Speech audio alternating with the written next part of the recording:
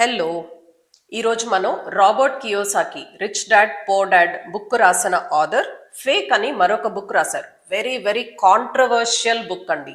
ఎందుకంటే ఆయన మనందరికీ ఎప్పటి నుంచో ఉన్న బిలీఫ్స్ అన్నిటినీ క్వశ్చన్ చేశారు. Money is fake, assert is fake, మన ఎడ్యుకేషన్ ఈజ్ ఫేక్ అని అంటున్నారు. This is a very very controversial book. ఆయన మన బిలీఫ్స్ని ఛాలెంజ్ చేశారు. ఫైనాన్షియల్ లిటరసీ కావాలి అనుకునే వాళ్ళందరూ, ఫైనాన్షియల్ ఫ్రీడమ్ కోసం వర్క్ చేసే వాళ్ళందరూ ఈ బుక్ గురించి, ఆయన క్వశ్చనింగ్ గురించి మనం తప్పకుండా తెలుసుకుని తీరాలి. ఫర్ ఎగ్జాంపుల్, మీ దగ్గర ₹1,00,00,000 క్యాష్ ఉందనుకోండి. Robert Kiyosaki says that is fake money. అంటే డబ్బులు ఫేకా?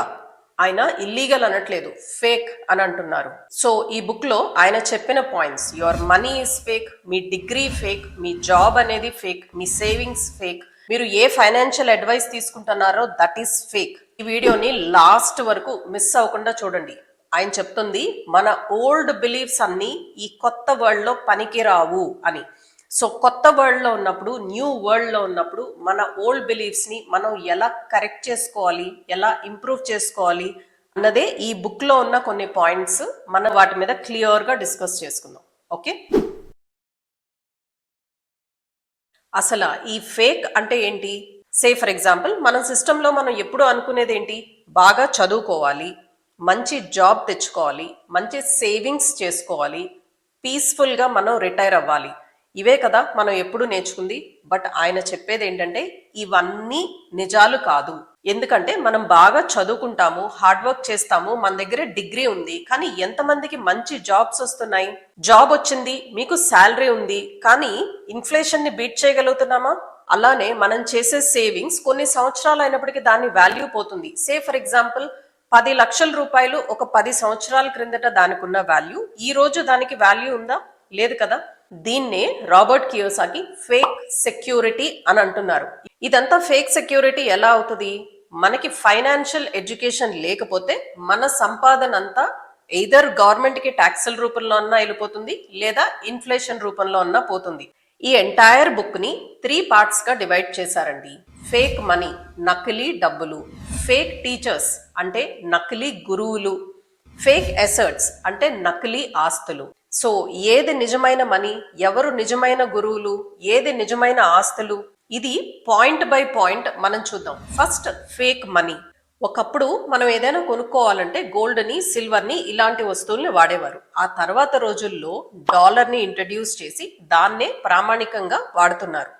అయితే డాలర్ ఎప్పుడు కావాలంటే అప్పుడు ప్రింట్ చేయటం, ఎక్స్ట్రా కరెన్సీని ప్రింటింగ్ ఫామ్ లో తీసుకుని రావటం వల్ల ఇన్ఫ్లేషన్ ఎక్కువైంది, అవునా? దానికి మీనింగ్ ఏంటి? ఎక్స్ట్రా ప్రింట్ చేయటం వల్ల కరెన్సీ వాల్యూ పడిపోతుంది.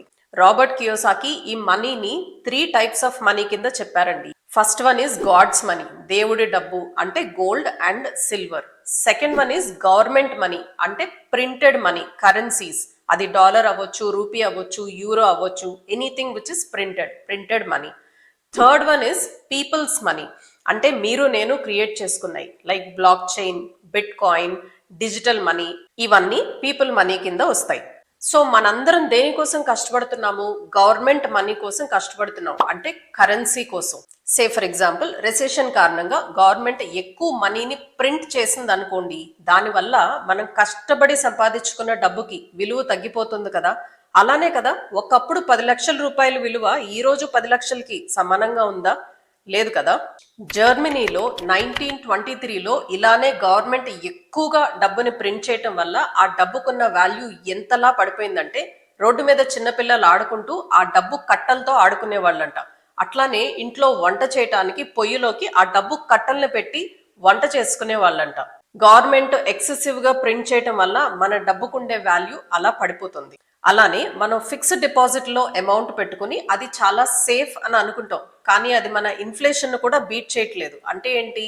మనం ఈ రోజు పెట్టిన అమౌంట్ కి ఒక 10 సంవత్సరాల తర్వాత ఫిక్స్డ్ డిపాజిట్ లో మనకు వచ్చే రిటర్న్స్ కి, మనకున్న ఇన్ఫ్లేషన్ కి కంపేర్ చేసి చూసుకుంటే మన డబ్బు వాల్యూ యాక్చువల్ గా తగ్గిపోతుంది. సో దీనికి సొల్యూషన్ ఏంటి? గోల్డ్ అండ్ సిల్వర్ ఇన్వెస్ట్మెంట్ లో ఇంట్రెన్సిక్ వాల్యూ ఉంటుంది కాబట్టి అందులో ఇన్వెస్ట్ చేసుకోండి అని రాబర్ట్ కియోసాకి చెప్తున్నారు. ఈ ఇన్వెస్ట్మెంట్స్ కేవలం సేవింగ్ లాగానో ఎర్నింగ్ లాగానే కాకుండా దీన్ని ఒక ఇన్సూరెన్స్ లాగా ట్రీట్ చేయండి అని చెప్తున్నారు. ఇన్ఫ్లేషన్ తో సంబంధం లేకుండా గోల్డ్ అండ్ సిల్వర్ అనేవి లాంగ్ రన్ లో వాల్యూ పెరుగుతుంది అని ఇక్కడ ఆథర్ చెప్తున్న విషయం. క్యాష్ లో ఎక్కువ డబ్బు పెట్టుకోవటం వల్ల మనకి నష్టమే ఉంటుంది కాబట్టి ఎమర్జెన్సీ ఫండ్ కింద కావాల్సిన 6 months కో 1 year కో కావాల్సిన అమౌంట్ మాత్రం క్యాష్ లో అట్టు పెట్టుకొని బ్యాలెన్స్ ఆఫ్ మీ సేవింగ్స్ ని ఇన్ఫ్లేషన్ బీట్ చేసే ఇన్స్ట్రుమెంట్స్ లో ఇన్వెస్ట్ చేసుకోవాలి అని రాబర్ట్ కియోసాకి చెప్తున్నారు. ఆథర్ చెప్పిన సెకండ్ పాయింట్ ఫేక్ ఎడ్యుకేషన్. ఇక్కడ ఫేక్ ఎడ్యుకేషన్ అంటే ఏంటి? మనకి స్కూల్స్ లో మ్యాథ్స్, ఫిజిక్స్, సైన్స్ ఇలాంటివి నేర్పిస్తారు. ఇవి వేస్ట్ అని ఆయన అనట్లేదు, కానీ ఏ స్కూల్ అయినా ఫైనాన్షియల్ ఎడ్యుకేషన్ గురించి నేర్పించదు. కానీ చాలా మంది స్టూడెంట్స్ కి డిఫరెంట్ స్కిల్స్ ఉంటాయి. ఒకళ్ళకి మంచి కమ్యూనికేషన్ ఉండొచ్చు, ఇంకొకరికి మంచి బిజినెస్ రిలేటెడ్ వాళ్ళకి ఆ ఇంటెలిజెన్స్ ఉండుండొచ్చు. కానీ దాన్ని ఎంతమంది టీచర్స్ ఐడెంటిఫై చేయగలుగుతున్నారు? వాళ్ళనే కియోసాకి ఫేక్ టీచర్స్ అని అంటున్నారు. చూడండి, ఇప్పుడు ఎడ్యుకేషన్ సిస్టమ్ అంతా మీరు మంచి జాబ్ ఎలా తెచ్చుకోగలుగుతారు, మంచి ఎంప్లాయీగా ఎలా ఉంటారు, మీరు ఆ జాబ్ లో కంటిన్యూ అయ్యి మీరు మంచి పేరు ఎలా తెచ్చుకోగలుగుతారు, మీరు మంచి ఎంప్లాయీగా కంటిన్యూ అవ్వాలంటే, మంచి పేరు తెచ్చుకోవాలంటే మీరు ఏమేం పనులు చేయాలి, ఇలాంటి వాటి మీదే మన ఎడ్యుకేషన్ సిస్టమ్ అంతా ఫోకస్ అయి ఉంటుంది. ఇక్కడ ఆథర్ అంటుంది, చాపని తీసుకొచ్చి పెట్టడం కాదు, చాపని ఎలా పట్టుకోవాలో నేర్పించటమే మంచి టీచర్స్ ఉండవలసిన ఒక లక్షణం అని కియోసాకి చెప్తున్నారు. మనకి స్కూల్స్ లో అంతా జాబ్ చేసి మనం గవర్నమెంట్ కి ట్యాక్సెస్ ఎలా కట్టాలి, అలా ట్యాక్సెస్ కట్టి మనం ఒక మంచి పౌరుడుగా కంట్రీకి సేవ ఎలా చేయాలి అన్నది మాత్రమే నేర్పిస్తున్నారు. కానీ రియల్ టీచర్స్ అలా ఉండరు. రియల్ టీచర్స్ అసెట్స్ కి, డెట్ కి ఉన్న డిఫరెన్స్ ఏంటి, అసలు ఈ ట్యాక్సెస్ అనేది ఎలా వర్క్ అవుతుంది, గుడ్ డెట్స్ కి బ్యాడ్ డెట్స్ కి ఉన్న డిఫరెన్స్ ఏంటి, ఇన్కమ్ కి అసెట్స్ కి ఉన్న తేడా ఏంటి, ఇలాంటి విషయాలన్నీ నేర్పిస్తారు. అసలు ఇది మన ఎడ్యుకేషన్ సిస్టమ్ లోనే ఈ పద్ధతి లేదు కదండి. ఎంబీఏ చేసిన వాళ్ళకు కూడా రియల్ లైఫ్ ఎగ్జాంపుల్స్ తక్కువగా, థియరీ ఎక్కువగా ఉంటుంది. సో మన స్కూల్స్ మనకి చాపని ఇస్తాయి, కానీ ఆ చాపని ఎలా పట్టుకోవాలో నేర్పించవు. రియల్ టీచర్స్ ఎప్పుడు మీకు చాపని ఇవ్వటమే కాదు, ఆ చాపని ఎలా పట్టుకోవాలో నేర్పిస్తారు. లైఫ్ లో మీరు కొన్ని మిస్టేక్స్ చేసినా ఆ మిస్టేక్స్ లో నుంచి మీరు ఎలా కరెక్షన్స్ తీసుకోవాలో నేర్పిస్తారు. కేవలం మీ మార్క్స్ మీదో, మీ గ్రేడ్ మీదో బేస్ అయ్యి మీ ఇంటెలిజెన్స్ ని డిసైడ్ చేయరు.